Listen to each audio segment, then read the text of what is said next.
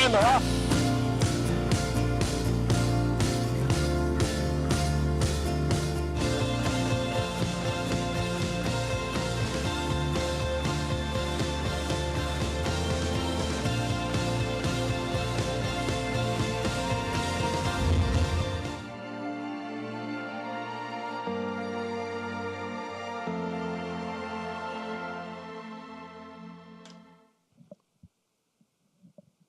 Good morning, ladies and gentlemen, and welcome to beautiful Belmont Park on this closing day of the spring summer meet.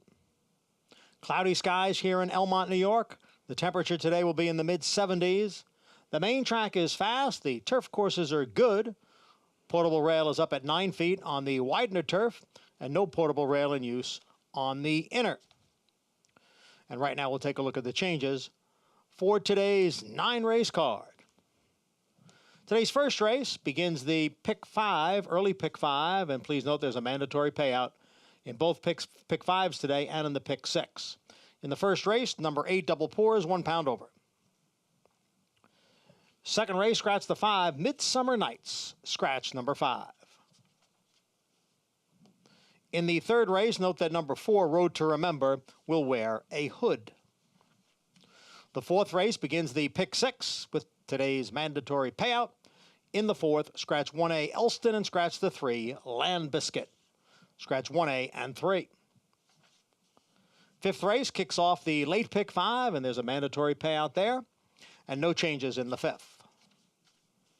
In race 6, scratch number 2 Wicked Trick. Scratch the 2. Note that number 5 Basin is a Ridgeling. In the seventh race, scratch number 8 She's a Little Edgy. Scratch number 8. Featured 8th race is the River Memory Stakes. Scratch 1 Palace Athene, 3 Luck Money, and 8 Thankful. Scratch 1, 3, and 8 out of race 8. And in the finale, race 9, scratch 1 Favorite Impulse, part of an entry. Scratch number 3 Dorothy's the Boss. Scratch 1 and 3, and a jockey change will be announced for number 2 Honorable Dreams. Jockey to be announced. Main track fast. The turf courses are good. We'll be back at noon to recap the changes. Today's first race post is at 12:30. Up next, the closing day edition of Talking Horses with Double A, Acacia Courtney, and Anthony Stabile.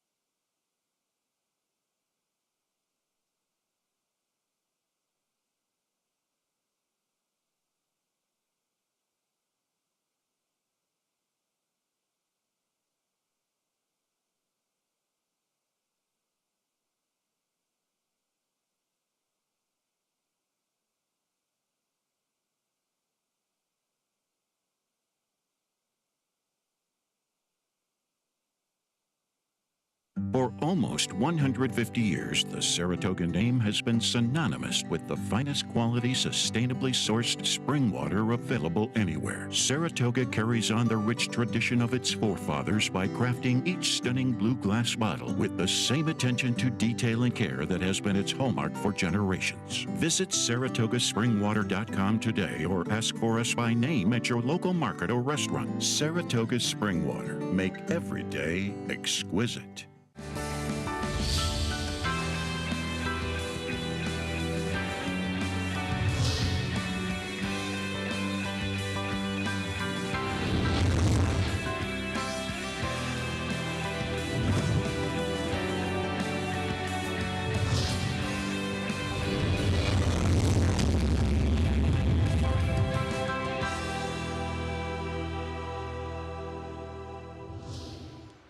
Hello, everyone, and happy closing day at beautiful Belmont Park as I'm Acacia Courtney filling in on the final day alongside Anthony Stabile as we say farewell for now to Big Sandy. Yes, we'll be gone for about 8.5 weeks.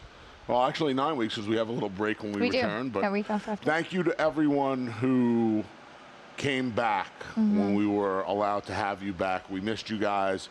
I was very impressed and thrilled with the amount of people who actually stuck to their word. You kept asking when we were going to open. We opened, and you guys came out and gals came out in droves. It's been wonderful to entertain you a little bit every day.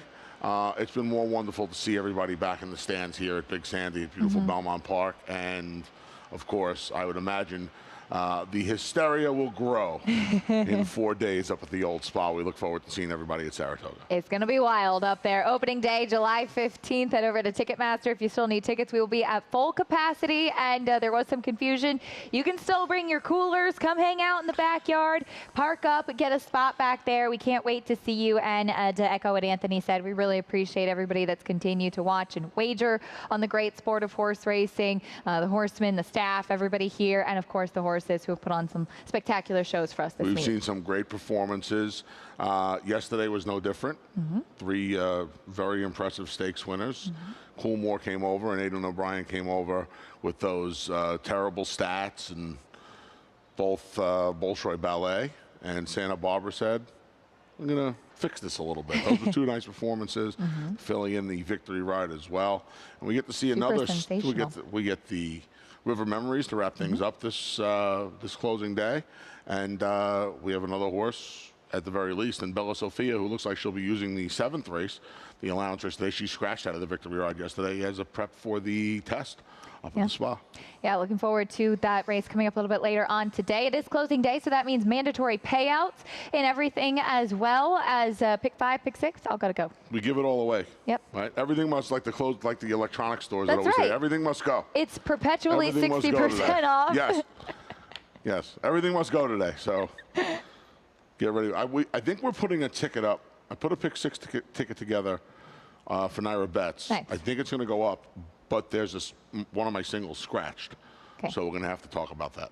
All right. Well, you can bet the pick 6, pick 5, whatever it is that you want today, as everything must go. Going out of business, not really, but that's what the stores say. You can do it on Naira Bets. Go to nairabets.com and sign up if you're not a member already.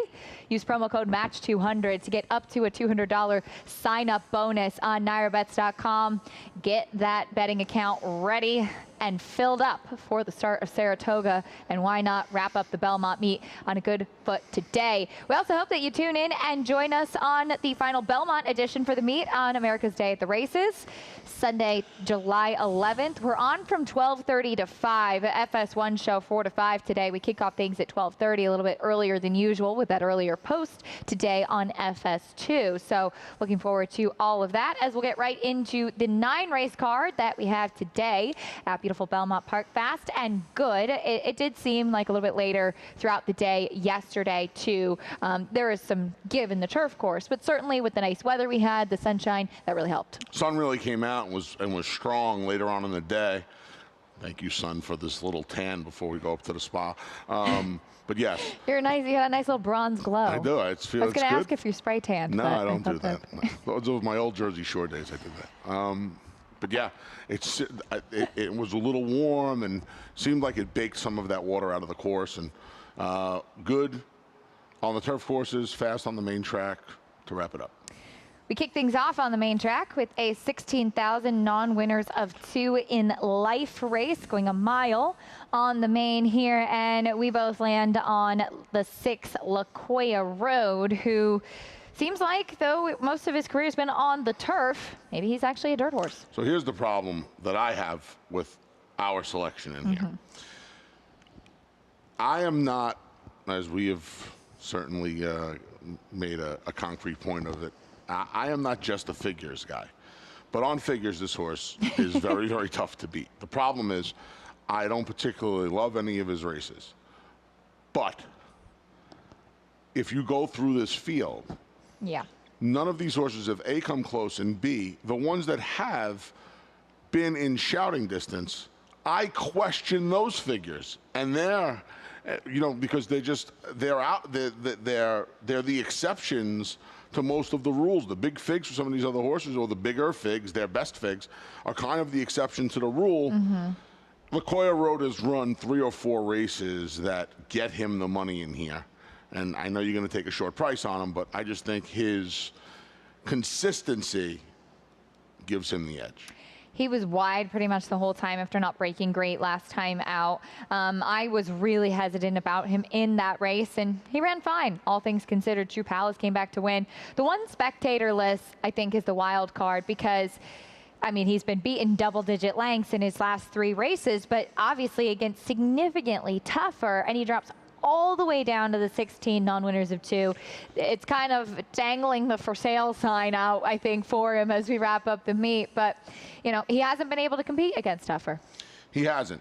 But in the races where he's actually had a chance, he's run okay. He ran well on his debut. Forget about the Nashua effort. More recently, throw out the sloppy track race. He ran okay in the. These are races, though. His maiden win and his Jersey Derby, which are his 2 fastest figs, are 6 lengths off of Lacoya Road. You're hoping the best hops to drop, but you know what the problem is? He's running into a horse that is doing the same thing. Lacoya Road has dropped to this level the last time. He ran okay. He ran much better than Spectatorless ever has. And I'm with you, though. I think Spectatorless is the 2nd most likely winner of this race. Profusion for Rudy Rodriguez, lowest level he will have run at after running 3rd for 25 2 starts back. It's now been gelded. He kind of seemed like the other horse, but it feels like this race is going to be kind of the survival of attrition type of move here. He broke his maiden over good old Warfront Fighter and Bally Dooley, who's now 2 for 2 on the turf. So you have to take his figs with a grain of salt, I believe. We have the 2-year-olds on the turf, the 2-year-old fillies in race number 2. This one looks like it could be a pretty interesting race, and I, like you, felt that the experience in this field did seem to hold stronger. You go to the number 8 Continental Congress, first time on the turf. Yeah, caught a sloppy track first time out down at Monmouth Park.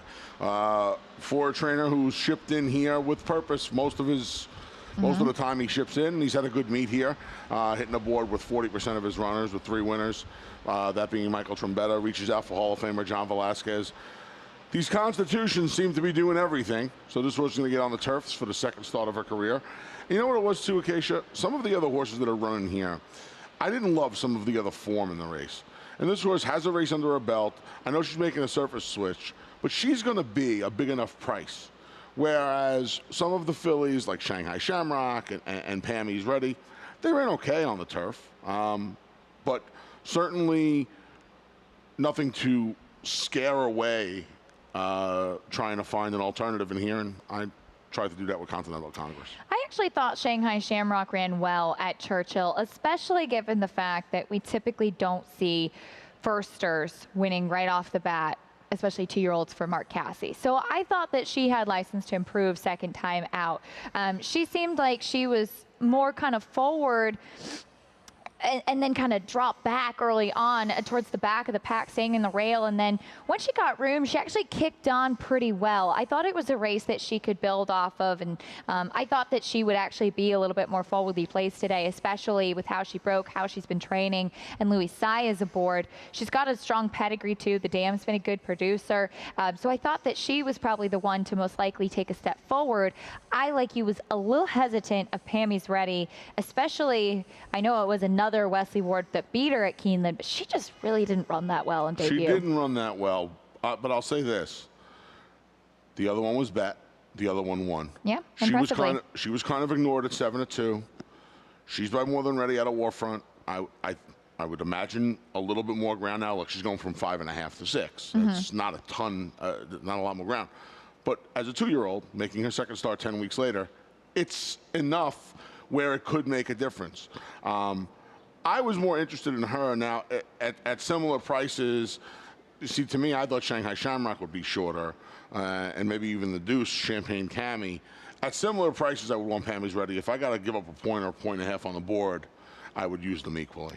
You show no love to the number 2, Champagne Cami, who we saw debut here at Belmont. The other ones we were talking about debuted out of town, and we'll show her debut race. And the winner, Sail By, was the longest price on the board, first-time starter for Leah Giamatti, and came flying from last. This filly was up on the pace, and I was in the paddock that day.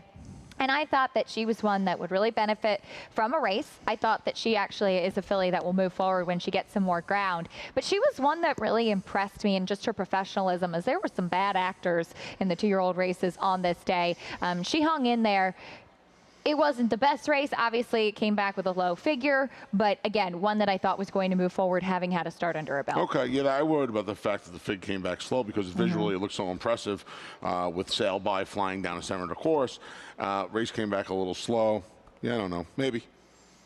We'll see what happens with her. She sold as hip number 1. I always find that kind of interesting. Sold as hip 1 at the OBS March 2-year-old sale. Race 3 at New York, bred at maiden special weight, 7 furlongs on the main track. The number 7, Towering Orbit. I thought I was being a little clever, but I should have known you would have gone to Charlie Baker and Joel Rosario. Just because I picked the horse doesn't mean you're still clever. You're in good company. That's it. I like it. This was more of a process of elimination selection. I don't have any buzz or word on this horse at all. She's got a nice pedigree. She does have a nice pedigree. Pretty clever, as Andy would say. Last time was the time at 24-1, almost getting the money. Shamalama Ding Dong, off the turf first time, on the turf second time. Now first time in an intended dirt race. But Linda Rice, her trainer, prior trainer, wanted to run this horse on the turf both times, and now moving to Christophe Clemente, but goes on the dirt. Listen, this horse is the most, I would say this horse is the most likely winner of the race, but the fact that this horse has never run on a fast track and was turf intended both times, again, kind of wanted me to go hunting for an alternative, and I wound up with the first one. What's kind of funny with Shamalama Ding Dong, which I love the name. Johnny, I love. He loves his name. I love it. I can't imagine that there have been too many names. He likes, you know, as an old, you know, doo-wop fan and Sinatra. I'm sure he can really get into the whole Shamalama Ding Dong. Certainly better than what Caesar Kimmel used to do to him in the winter with Shiny City Shoes. Oh. Try getting that one out. Yeah, at the say that 5 times fast. Yeah. Shamalama Ding Dong rolls off the tongue nicely. It does. Yeah. On the bottom side, the pedigree's all turf. Upstart hasn't really been the best turf influence. I was a little optimistic about them at the start, but it hasn't really panned out.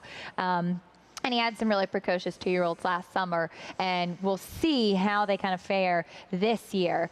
That said, I was in the paddock for both of this filly's races with Linda, and I thought she could go either way as far as surface goes. Okay. So we'll see. I agree. She's probably the one to make the most sense in here. Towering Orbit, out of a mare who's a really good dirt sprinter. She won 4 times on the dirt. 4 out of her 6 foals were winners. We saw Charlie Baker and Joel Rosario team up for a nice 2-year-old winner the other day as well. Yes, Joel's going to ride this one. Like I said, you know, outside for me, just wanted the first or as a little bit of a price alternative. Pretty clever. We have her last race. Might as well show that, as that was on the main track after she debuted on the turf back in the fall. She didn't run a step that day. And obviously, very much improved coming back. She was right there with Jamaica Joy, who ended up winning the race. She was 24-1 that day, as you mentioned, though, Anthony, and she's going to be bet off this effort today. Yeah, she's going to be bet off that effort. Another one, like Shamalam Medina, it's a weird race because neither of these fillies have run on dry ground. They've both run on wet tracks and both run on turf. So probably third best this day as well. Shalimar Gardens was running late, and if I recall correctly, it was kind of a speed kind of held that day. So they run 1-2 around the track, the first and second place finishers, and yeah, we'll see. Like I said, I'm not sold on either of them. Both fillies need to try fast ground for the first time. I went to the first one. I thought Out of Sight could potentially improve second time out for Phil Gleaves as well, coming out of that Jamaica Joy race. Okay. Race 4 on the turf, inner turf, mile and a 16th for this starter allowance, 3 and up. Kicks off the pick 6 with the mandatory payout today, closing day. Everything must go, so this pick 6 pool will be distributed this afternoon at Belmont. Are you going to get an Everything Must Go sign? We should. We should. Yeah, we should. Be fun. We should. So this is where the single scratched. I was going to start it off with Land Biscuit, and again, not solving the Sphinx by singling Land Biscuit. He was another horse, just his turf races, I kind of felt like save a race or two from Fame to Famous, who obviously, you know, tougher connections to take than Joel Rosario and Bill Mott. If we're being honest, I thought it was his race to lose. But now he comes out, and it makes this a far more wide open event. I agree. I landed on Girl Dad. He's never been the toughest to trust, but I think that last time so this is interesting. I noticed watching the replay, obviously I wasn't at Gulfstream on June 4th, but I saw this horse over the winter. They took the shadow roll off last time. He wasn't wearing it, which I thought was really interesting, as he had always worn it in all the races that I saw over the winter and back in New York as well. I don't know if George had left a few horses down there and if it was an oversight or if that was a conscious decision, as it's not equipment note like blinkers. But a lot of George's horses do run in a shadow roll, and Girl Dad didn't wear one last time. And he just seemed to kind of hesitate coming out of the starting gate, and then another horse moved and he lost his position. He was far back. And I think he's the type of horse that's better when he's forwardly placed and kind of in that catbird seat. And also going the mile and an eighth last time, I think, was a bit of a stretch for him, those 2 turns on the turf, trying to close down at Gulfstream. Yeah, he makes a lot of sense. Obviously, that morning line is, these horses are all going to be considerably shorter now. He made a lot of sense.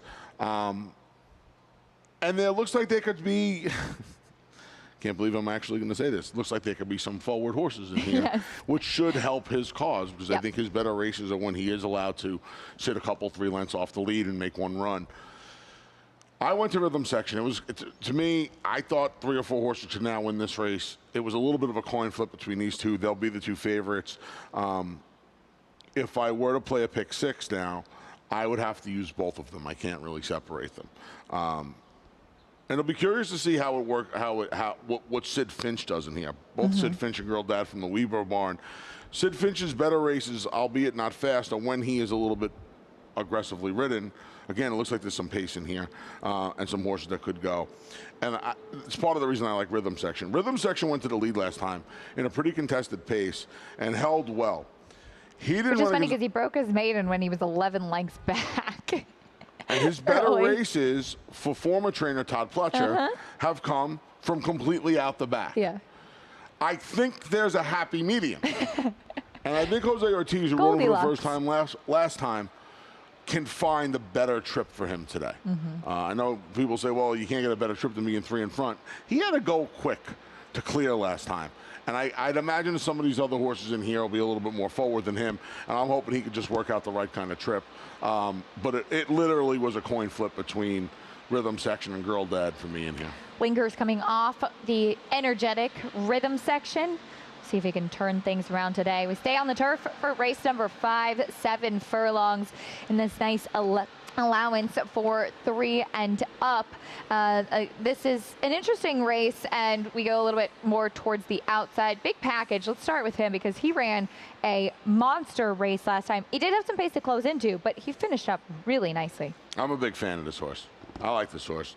I wouldn't necessarily say he's a pet, but I'm a fan. He's verging on the pet. He's borderline, yeah. I'm a fan. Listen, he keeps on running. He has one race at the 7/8. It was behind the Maxwell Esquire when Maxwell Esquire was going very, very good, and the whole Clement barn was going well last year. The 7 might be an issue. He ran well at it last year, and he certainly looks like this will be fine. But sometimes these horses that have this big closing kick, they're helped by less distance and a quicker pace. I don't know what's going to happen in here. Yes and Yes is in here. Now, Yes and Yes went long last time out. He didn't really show any speed, but he had a bunch of trouble at the start. I would imagine him cutting back, and provided all goes well at the gate, he's just going to go. So when a horse like Yes and Yes is in here, the rail runner Ann Road has some speed. Anna Road, I should say. I'm hoping he gets some pace to close into, but I will say this. This was a spread race for me. I thought there were a couple of other interesting horses in here at prices, and you put one of them on top. Voodoo Zip, I love the turn back for him, and he's a tricky horse because he was the one at the start when he was with Danny Gargan. He was always running well and just could not seal the deal, and he was doing the same thing at the start of this year as well. Last time, however, as we'll take a look at that race, he really kind of got taken out of contention. He was raiding in that spot where he's typically more forward, then he was dropped back and had to angle out, got bumped a little bit when trying to move out at the quarter pole, trying to go inside, then going outside. It was just a very strange trip for him. And he started out the race where he was right up behind the pace, and then he was last the next time he turned around. Got completely shuffled out. It was almost like a harness trip. Yeah, that's a good way to put it. Because he went from sitting, we're going to have a Meadowlands Pace show next Saturday. Yeah. He was up close, shuffle, shuffle, shuffle. A couple of times, they tried to find some room on and off the turn. The holes kind of closed on him. And then finally, Joe Bravo just said, you know what, let me get the horse outside. Wheeled him out. By that time, winner was gone, and the real running was over. He still finished up nicely. I don't disagree with you. I think less distance is going to be better for him. I also think some of he's run kind of the same race a lot of times in his career. But I think if you look to these Belmont, to the 1 mile races, which aren't too different than the 7/8 races here because they're both around the 1 turn, I think his Belmont form holds up. He's a horse that I think you must consider today. The horse that I think is most interesting at a price, Wesley Ward has 2 in here. One of them is going to be short and could very well vie for favorites in the 10 after 5. I thought the number 5, River Tiber. I very much agree with you. Was really interesting in here. This horse ran into a couple of stakes winners. Well, really 3 stakes winners. Ran into Out of Door, Wink, Alda. Alda was going for Grand Motion, the other 2 for this horse's trainer, Wesley Ward. You see a nice break. 10 months, the horse was gone. He comes back. The blinkers came on. The blinkers went off. The LASIKs came on, and he finished up very, very nicely over at Churchill Downs. He gets a little bit more ground today, and I think at a middling price. I think David had him at 6-1 on the morning line. I think he's a horse that I would use in this part of the pick 6. Ends the early pick 4, early pick 5, starts the late pick 5. They're all mandatory payouts today. I think this is a horse that needs to be on all of those tickets because he not only brings some value, he has some blue sky to him. And I think at that price, I think he's a horse that needs to be used today. The full brother to Grade 1 Breeders' Cup winner hit it a bomb. Let's see as he finally broke his maiden. Yeah, he's 6-1 on the morning line. I agree. I thought that he was the more interesting of the 2. I also think Yes and Yes is back to his perfect distance. But that's a tricky race to kick off the pick 5. We'll take a quick break. When we come back, we'll talk about the late pick 4 and the rest of the card here at Belmont. Make business meetings exquisite. Make a weekend outing exquisite. Make a late night snack exquisite. Make a night on the town exquisite. For nearly 150 years, the Saratoga Spring Water Company has been producing the finest spring water available anywhere. Saratoga Spring Water. Make every day exquisite.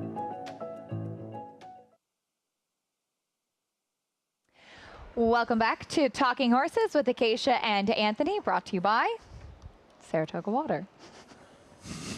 My favorite part of the show. We kick off the late Big Four here on closing day on the Belmont Spring Summer Meet. Race number 6 coming up next, 6.5 furlongs on the main track. This is a salty allowance that came up here. I mean, you've got several horses coming out of grade 1s in this spot. Do you want to give your Andy impersonation now? Well, I wish I could have bet everybody in the world that Anthony was going to pick Endorse today. I actually wasn't that surprised you picked him. Of course you weren't. Nobody is.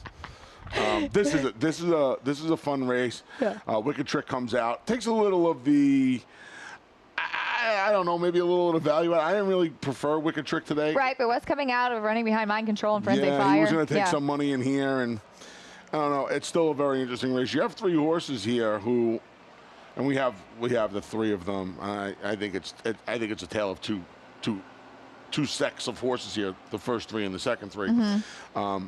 But I think you can make a solid case for the three choices in here. Actually, as Montauk Traffic shorter than Basin, I thought Basin was really interesting. I had a tough time.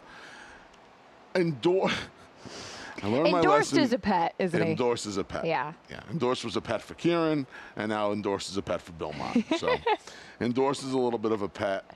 You know, last time he was so overbet in the Churchill Downs race, the grade 1 on the undercard going the 7 furlongs, that I wasn't as excited to play him as I was going into the day because he was. Mm-hmm. I was less excited after the effort. Yeah. Well, he was just not far good back last time, and he's typically more up in the game, and he's run some disappointing races, but he really tends to run his worst races when he's so far back, and he was the furthest back last time that he's ever really been.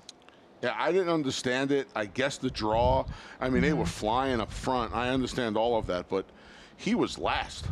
You know, the closers, I mean, they were all strung out coming down to the wire, and he was not part of that group coming down too, that's honestly the main reason I backed off of him. I saw him, you know, this winter coming back. I could not understand going 9 furlongs on the turf. 7 furlongs, I think, is actually his perfect distance. He's not that big. He's built like a 7 furlong horse. And it seemed like with that February and March races down in Florida where he ran second to Fat Man, who was in good form at the time, that he was kind of rounding back into form. And I guess the question is, does he bounce back today coming out of that grade 1 try? Yeah, the 6.5 furlongs. I'm trying to remember when he came off the layoff for Kieran as a 3-year-old. I think he won going 6 here. I don't remember if it was 6 or 7. I think he won going 6 here in a pretty good time. Yeah. I'm hoping that in a race that does not feature a lot of pace in this race, Jalen Journey is going to have things pretty much. I don't know if he's going to be able to sneak away like he did last time with Jose Lezcano and set those dawdling fractions. But I can't imagine, Acacia, he's going to have to go much faster. The only horse in here at any point in their career who was fast enough to stay with Jalen Journey early in their career, anytime in their career, was Yodeliehu. I think they're going to send him today. But it looks like his speed has just disappeared. Well, he's also been running against much tougher recently. I know he ran well at Belmont 2 starts back, but just completely over his head last time, and he was overbet because he had some good figures. He was coming in for Brittany Russell, but on Preakness weekend in the Maryland Sprint, just running against so much tougher, and that was a big, salty field. And his last couple of races, he hasn't shown speed, but I've seen him in the past hustle out to the front and never look back. He used to be a really fast horse. When he was in South Florida, he was a fast horse. His speed seems to be gone. As his speed has left him, his form started to leave him as well. Mm-hmm. I don't disagree with you. I do believe he has run against some good competition lately. And it's funny, we're talking about a horse that neither of us picked, but this horse could very well hold the key to this race. Yeah. Because if he doesn't put any pressure on Jalen Journey, it's hard to imagine Jalen Journey not being able to control and spurt away off the turn, kind of like he did, last time, and just hold off the closers. John Velasquez unendorsed has to be closer today. Well, we'll show Jalen Journey's last start. He had a nightmare trip at Oakland Park 2 starts back and got a much better trip this day. He was flattered when Town Classic, who seemed to love finishing in the money, came back to win and got a 97 Beyer speed figure for his next start. But Jalen Journey, he got to set soft fractions. He was comfortable, dug in, coming down to the wire. And if they don't send Yodeliehu or try to be forwardly placed worth endorsed, I thought it was very possible that a repeat of the same thing could happen. Yeah. Yeah, I mean, I want to use the 3 of them. Talk about Basin a little bit. I mean, I thought Basin was interesting. The blinkers go on. This is a horse that Andy always jokes about. The connections said they were going to keep him around 1 turn, 1 turn, 1 turn. Salvatore Mile going to 2 turns. And Mom last time out, but now he gets the equipment change for the cutback. I think he's interesting as well. I don't think he'll be 5-1. But I think he'll be interesting. I love the turn back in distance for him. I think this is what he wants to do. He ran in that Churchill Downs as well in the grade 1-2 starts back with Basin. Finished 8th, or excuse me, Basin and endorsed. He finished 8th in that race. Just kind of ran in place. But in the Sir Shackleton, which is first time off a layoff, back starting off the year, he was able to run down Frosted Grace. He was the pace setter. And I've always kind of noticed with Basin that, yes, he was impressive to win the Hopeful and his maiden going away, but he always seems like he kind of wants to do the bare bones minimum. You know, he'll get it done, but he's not going to dazzle you while doing it, especially now as he's a 4-year-old. Kind of like me. You said it. Get the job done. That's what you got to do. Get the job done. Do what you got to do. You worry about that, though, with horses. Right, and I'm assuming that's the reason with the blinkers, you know, because Jose really had to keep after him in the Sir Shackleton to go by. Get the laziness out of him. He can be a little bit of a lazy horse. I don't disagree with that. That's what I think you hope. I think people, I was having a conversation with some buddies about this the other day. I think people think blinkers automatically mean you want to make a horse faster.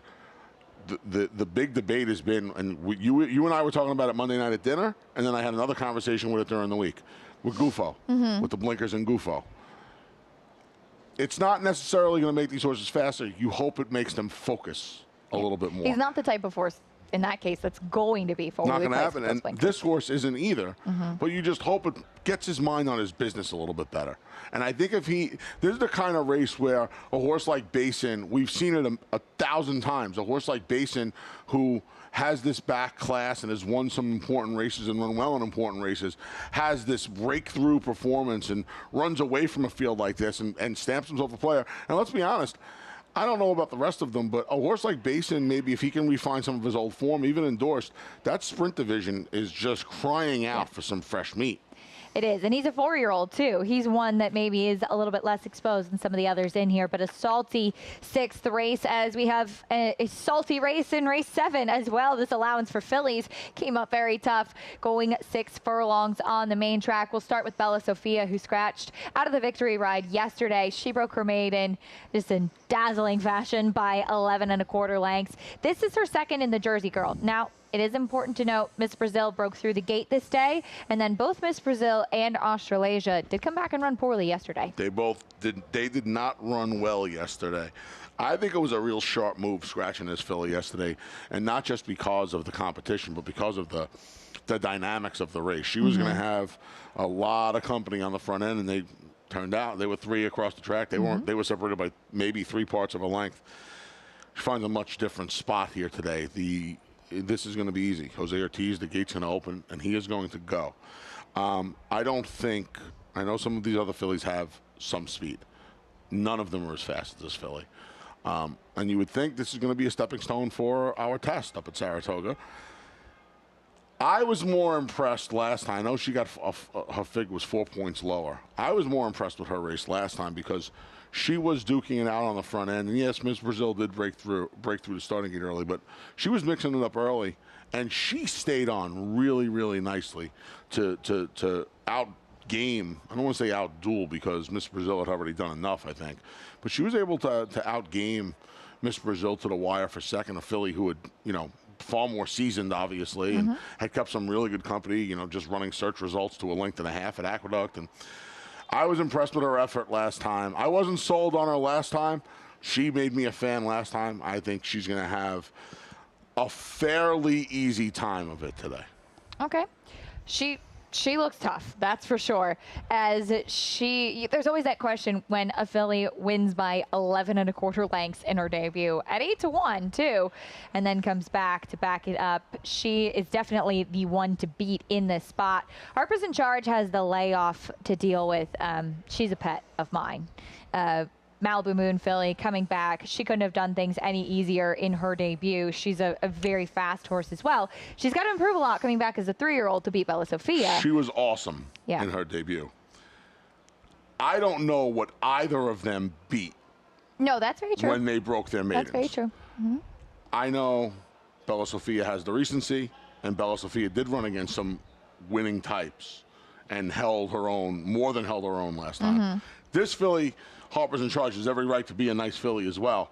She's going to have to find a lot of improvement. Now, and that's not saying she can't, but she's going to have to do it against a filly who has now run 2 pretty fast races to start her career within the last 8 weeks, and she hasn't seen the racetrack in 8 months. She's coming off the layoff. Good numbers for the barn off the layoff, and she is a filly, again, that will have to improve, but she's quick as well. And to run a 75 as a 2-year-old, you'd imagine there'd be some natural improvement in there as well. For me, it was those two in this race, and to round out the top 4, you went to Primacy, who I backed off of. I've always had some questions about this filly, and maybe she's going to burn me today, but I just prefer the one drawn more towards the inside. Yeah, maybe, you know, I fully admit this. I can get a little tunnel vision. You know, for me, it was Bella Sophia and Harper's in Charge. If anybody beats Bella Sophia, I think it can only be Harper's in Charge and then the rest of them. And to do some, you know, if Bella Sophia gets beat, she's probably going to get hooked on the front end, and maybe Primacy can come running late. She's going to be a decent enough price if you want to play some tries with her. I mean, I have no illusions that I don't think she can win the race, but just to get her in the gimmicks at a little bit of a price. I thought Fierce Lady and Ruby's in Time coming out of the Dance and Renee could potentially be interesting in here, though they were both facing straight New York breds, but a nice one, and Sadie Lady beat them. We have stakes action in race number 8, 1.5 miles on the turf for the River Memories. And this is a fun race. You've got the German bred Virginia Joy, and boy, was the New York flattered yesterday, too. So we'll take a look at her finishing 4th that day. The horse that finished 2nd was Thundering Knights, who came back to win a Group 1 over Santa Barbara, who then won the Belmont Oaks yesterday. Big performance from her. And Virginia Joy was forwardly placed. She had to be run off her feet, I should say, by Mean Mary, with Thundering Knights closing, obviously facing the top of the division in that last start. Yes. And just to show you how important the pace dynamics of a race are, this is a filly who made up 11 lengths from next to last in her U.S. debut, and then was laying 3 lengths off of one of the division leaders, who's a speedy filly, in Mean Mary last time. Mean Mary got away with proverbial murder on the front end last time. Though she's a very, very good horse. She is. Yeah. So the problem for me with Virginia Joy is, I thought she was, now I know her figure came back much faster last time. I thought she was more effective making the one big run. We're now down to a field of 5, number 1. And number 2, if Mean Mary got away with the proverbial murder last time, whoever gets, I have an idea of who it is. Whoever gets to the lead in here is going to have the opportunity to really, really walk the dog on the front end. I mean, well, who do you think is going to do that? I think it's Call Me Love. Yeah. You know, and I think she's the only one that's really fast enough to put herself in the game that she's stretching out. And this is a trap.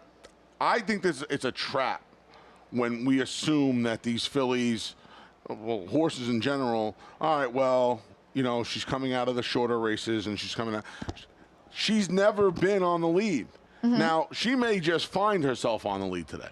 I don't want that either. She showed speed in aggression. Europe, though. I would, and that's, when you go back to the European form and to the comments, you feel like, and this is supposed to unfold in a very slow manner, just put her on the lead. I don't know if she stacks up with Muna Makina, who's her barn mate, if she stacks up with Virginia Joy. I don't know. Civil Union's a Grade 1 winner. I don't know if she's as good as them. I know that on paper, she is supposed to have a huge tactical advantage today. Whether that parlays into a win, I don't know. I know that there's a chance she's not gonna be worse than third choice. She could be fourth choice. I gotta use her a little bit. I almost put her on top. I don't think Muda Makina is as affected by the lack of pace as Virginia Joy could be. Okay. So I went to Muda Makina. Muda Makina coming out of that New York as well. Behind me, Mary, she was second behind Magic Attitude in the Sheepshead Bay off the layoff.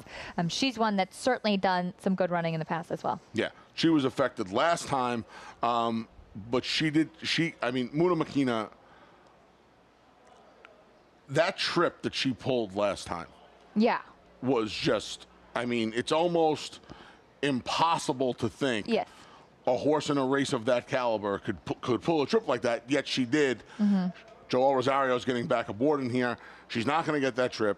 She's not going to have to navigate through a lot of traffic like she had to do in the Zagora when she got stopped. It's a 5-horse field. Joel's going to be able to put her pretty much anywhere he wants the way this race. Listen, it would not stun me if the gate opened and he was aggressive and he just tried to put her on a lead. In the Sheepshead Bay a couple of races back, they went slow. They went really slow. And she sat second. She kind of just ran in place, but it was enough to get her second money after Magic Attitude. And again, now we're talking about a filly like Magic Attitude running by you. There's no Magic Attitudes in here. So me personally, I think the race goes through. I think the race on the front end goes through Call Me Love. I think the horse least affected by how this race unfolds is going to be Muda Makina, because I think Joelle can be a little more aggressive and can place her in a better spot. Certainly a better spot she was in last time. What do you do with Civil Union, who was in such good form last time, won the Grade 1 Flower Bowl, and actually ran well with trouble in the Breeders' Cup Filly and Mare Turf, and then she has just come back this year, and it just has not been the same. I lost a lot of money on this horse last time. Yeah. I'm starting to wonder if it's the give in the ground. It could be. She is a big, substantial, typical Warfront type of Maggie horse. said that to me last time. I didn't really pay attention to it. I didn't notice it. She certainly seems, because unless she just can't run anymore. Sugar's not one of those trainers that brings them back because they can't run anymore. The problem is, how much rain have we gotten in the last 8 days in New York? There's given that ground. Those courses are labeled good. They're good. I don't think they're mislabeled. I just know that we've gotten 5.5 inches of rain. 5 inches of rain in 7-8 days. There's got to be some give in that ground. She'll probably win and give it to me good today. That's just how it works. Big A off is the angle. Big A off, but on paper, those two wet turf races. Yeah. They're probably the two worst of her career. And I think that has to concern you, because it's either that or at 6, she's off form. Either way, I don't really want her, but she has races that can just pop up and win this. Yeah, we'll see what she does today, because you'd think that if she's 6 now, she's a Grade 1 winner by Warfront, she certainly could have a successful career as a broodmare waiting for her whenever the time would come. Yeah. I don't disagree with that either. Edition of the feature race today. We wrap things up on the turf, 6 furlongs on the inner turf. New York bred maiden 40. I liked Dorothy's the Boss a little bit. That horse is out, and just kind of seemed like Looking to Fly was the most logical on paper. Yeah, Looking to Fly for me as well. I thought about putting Tis a Pity on top, but got to deal with the 16-month layoff, the drop. They did run this horse open, though, down in Florida, first time out. I thought it was those two. We'll see what Curious Mind can do, the number 7. You and I picked the race exactly the same. But, yeah, if we're just going off the form and not having, I have no information here. I don't know how these horses with off-year plus layoffs are doing. It's hard to get past the 2 favorites, but you can't trust them based on the little form you have here. So I would use the George Weaver Firster, even though, especially on the top end, there's FNX on the turf. And Curious Mind. I like them. I like them on the turf. Okay. Yeah. Right. I haven't minded them on the turf. On the bottom, there's absolutely no turf pedigree at all. And it's the same thing, really, with Curious Mind. on the bottom side. I know there's Empire Maker, but the second dam, none of the siblings, one on the turf. So we'll see. We'll see what happens. Looking to fly, beaten a nose last time. Will probably be a short price, but she just seemed not really much to say to in here. Find her friends today. Yeah, there's not really much else to say. I mean, there's some other firsts. I've seen a 5 Grace in Motion. I didn't see any real pedigree in there. I had Elisa the 9's going to try turf for the first time, but I mean, Queen Tigas have 20 chances. You feel like one of the. You feel like. If it only was that easy, little A. If it only was that, if I could just look in the camera and say, I'm due, I'd hit the pick 6 today. Well, you could hit the pick 6 today. It's mandatory payout. Everything must go. Anthony's going to have a big sign. He's going to stand out front, Belmont Park, 60% and say, off. 60% off. Everything must go. And we hope that you're going to bet on everything with Naira Bets. Yes. You can go on over, sign up, promo code MATCH200. For new members, and you can earn up to a $200 deposit match bonus. Go to NairaBets.com or download the app for details. And we hope that you will watch closing day from beautiful Belmont Park with us on America's Day at the Races. FS2 from 12:30 to 4, and on FS1 from 4 to 5. That does include our stakes action today. Anthony, it's been a lot of fun. See you at the spa. See you at the spa, just a few days away, heading up north, about 3 hours north. We hope to see all of you there, as well as we're excited to be back to full capacity. Again, a big thank you to everybody who's continued to play with us here at beautiful Belmont Park. We're not done yet. One more day to go as we send it up to track announcer John Imbrial for a reprise of Scratches and Changes.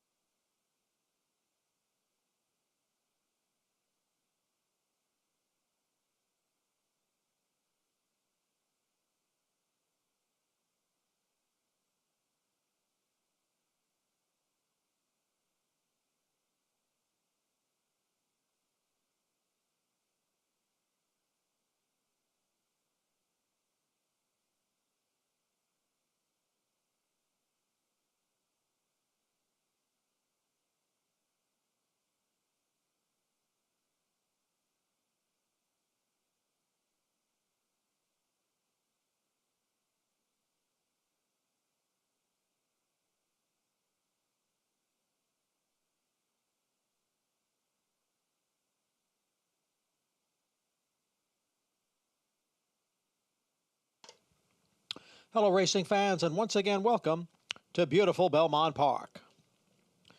It's a cloudy Sunday on this closing day here at Belmont. Temperature in the mid-70s. Main track fast. Turf courses are good. And in today's first race, we have an overweight. Number 8, Double Pour, is 1 pound over. And the first race starts the early pick 5, which today has a mandatory payout. In the second race, scratch number 5, Midsummer Nights. Scratch the 5.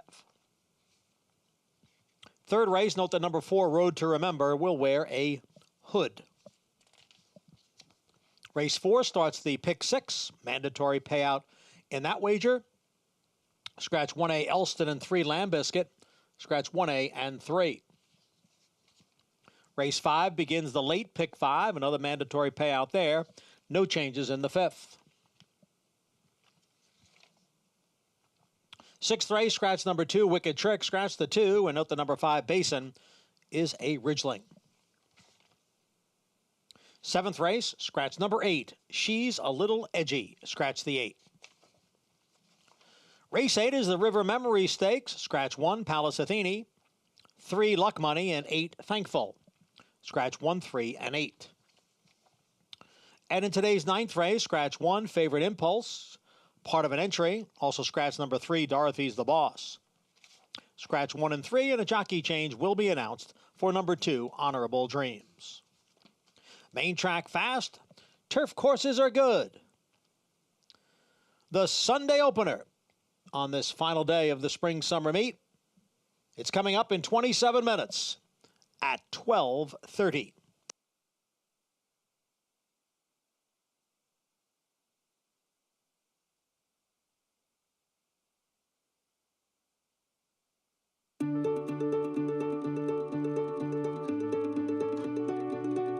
I think when people watch it on TV, they think that it's just a rich man's sport and there's nothing else involved. But when people actually come into this side of the sport and they see, and it puts a lot of dollars back into the industry in New York, and we need to protect that.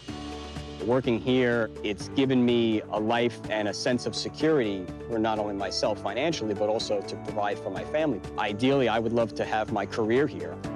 I'm a single mom. I was able to raise my son and put him through college, and something I'm very proud of, and I couldn't do it without New York racing. In the backstretch, there is a community that surrounds the racetrack. People that work day in, day out, loving what they are doing. I mean, there's electricians, there's plumbers, there's carpenters. There's all these men and women who do jobs every day. One horse requires a hot walker, a groomer, a person who's going to walk them to the races, the people who take care of them every day. And we need all these people to take care of the horses and to continue moving forward in New York racing. This job has given me not only hope for tomorrow, but has made so many of my wishes come true. We're really real people back here working our butts off to make this happen. It's a commitment. There's a lot of people back here that depend on this place. I had the opportunity to go back to school thanks to the jobs provided for us here. Our industry is vital within this state. We are New York racing. We are New York horse racing. Jobs. Opportunity. Community. We are New York racing. We are New York horse racing. We are New York racing.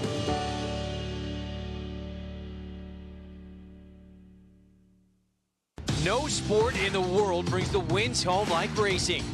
It's one-of-a-kind, high-speed, high-stakes action, and Naira Bets takes you there. Place your bets and watch the races live from anywhere.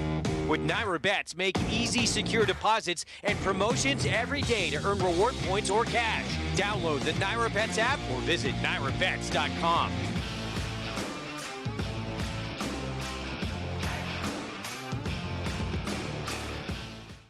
Have a summer reunion like never before. Tickets to Saratoga Racecourse are on sale now. There's something for everyone at Saratoga, from the backyard picnic area to the 1863 Club. Saratoga Racecourse is the summer place to be. Every day this summer is jam-packed with excitement, featuring the best racing in the world. Secure your spot today for your return to Saratoga, July 15th through Labor Day. Visit naira.com/Saratoga for information and tickets.